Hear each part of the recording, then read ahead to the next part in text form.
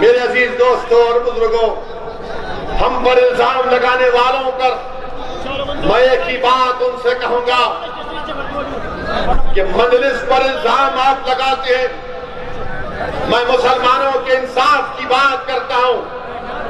मेरे दोस्त, मेरे गयूर कौम के नौजवानों, आप बताइए कि गोरखपुर में एक गुप्ता साहब का पुलिस कस्टडी में उनको मार मार कर कत्ल कर दिया जाता है।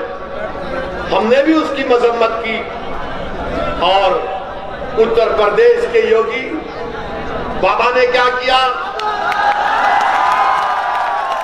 बाबा ने ये किया, बाबा फौरन गोरखपुर चले गए। बाबा फौरन पीड़ित परिवार से, गुप्ता साहब के खानदान वालों से मिलने चले गए। कहा 50 लाख रुपए दूंगा। पुलिस को, ऑफिसरों को सस्पेंड किया। अखिलेश यादव क्या किए? वो भी गुप्ता परिवार के पास चले गए और 21 लाख रुपए का चेक दिया। यहां आपको बता इसलिए रहा हूं कि देखो ये नाइंसाफी। इंसान जब मरता है तो इंसान होता है। मौत तो इंसान की हुई है। जालिम ने एक इंसान की जान ले ली, मगर उसका नाम अगर गुप्ता होगा तो उसकी जान की अहमियत है। जिसका नाम फैसल होगा, जो उन्नाव में तरकारी बेचता था, 18 साल का बच्चा। नहीं है, मैं गालियों के लिए नहीं कह रहा हूं, सुनने के लिए कह रहा हूं। अगर तुम्हारे दिलों में धड़क दड़ा दिल है तो उस बच्चे के लिए आंख में आंसू लाओ। उसके पुलिस कस्टडी में मार दिया गया। तरकारी बेचता था गरीब बच्चा, मगर कोई उसके पास नहीं गया।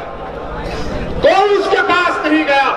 क्यों? उसका नाम फैसल था और वो मुसलमान था। कोई 50 लाख का वादा नहीं, कोई 21 लाख का चेक नहीं, कोई पुलिस वाले को सस्पेंशन नहीं। क्यों? क्योंकि गुप्ता के वोट की अहमियत है, तुम्हारे वोट की कोई अहमियत नहीं है। तुम्हारी जान की अहमियत नहीं है, तुम्हारे आंसुओं की अहमियत नहीं है। और तुम ये समझ रहे हो कि तुम बादशाहगर हो। नहीं हो तुम बादशाहगर उस वक्त हो गए जब 19% एक शीशा पिलाई हुई दीवार की तरह मुत्तैद हो जाओगे। तो अगर तुम्हारे बच्चे के सर के बाल पर आंच आएगी तो लड़ेंगे। तुम्हारी खौफ से, तुम्हारे इतिहास के खौफ से परेशान है। मेरे अजीज दोस्तों और बुजुर्गों, ये मिसाल आपके सामने है। आप बताइए क्या क्या नहीं हो रहा है। ये वेस्टर्न यूपी है। कई एनकाउंटर में मुसलमानों को पुलिस ने गोली मार दिया। एक मशहूर जर्नलिस्ट है जिसका नाम मोहतरमा नेहा दीक्षित है। कोई कहेगा कि वो ऐसी झूठ बोल रहा है। जाओ वो जर्नलिस्ट की रिपोर्ट पढ़ लो, जिसने कहा कि सबसे ज्यादा मारने वालों को एनकाउंटर में मुसलमान थे। जेल में घुसकर गोली मार दी गई। आप बताओ फिर कौन से आप सेकुलरिज्म की बात कर रहे हैं? कौन से आपके वोट बैंक की आप बात कर रहे हैं? उठो उत्तर प्रदेश के मुसलमानों, ये वक्त ख्वाब गफलत से उठने का है। अपने दिमागों से उन जालों को निकालो जो तुम ये समझ रहे हो कि हालात सब सही है। नहीं है, हालात सब सच सही नहीं है। हालात उस वक्त सही होंगे जब आप एक करवट लेंगे। जिस तरह इस सरजमीन पर हमारे बुजुर्गों ने बातिल ताकतों तूफानों के सामने एक शमा को रोशन किया था, आज उस शमा की रोशनी पूरे आलम में फैल चुकी। क्या तुम एक सियासी शमा को नहीं रोशन करोगे अपने इतिहास की ताकत पर? क्या तुम एक शमा को नहीं रोशन करोगे ताकि तुम्हारे आने वाले नस्लों का मुस्तकबिल अच्छा हो सके? मैं तुमसे सिर्फ यही बोलने आया हूं, यही कहने आया हूं। अगर किसी को मेरी बात खराब लगती है तो मैं कुछ नहीं कर सकता। मैं ऐसा ही हूं, मेरी जबान ऐसी है, मगर सच्चाई का बयान कर रहा हूं।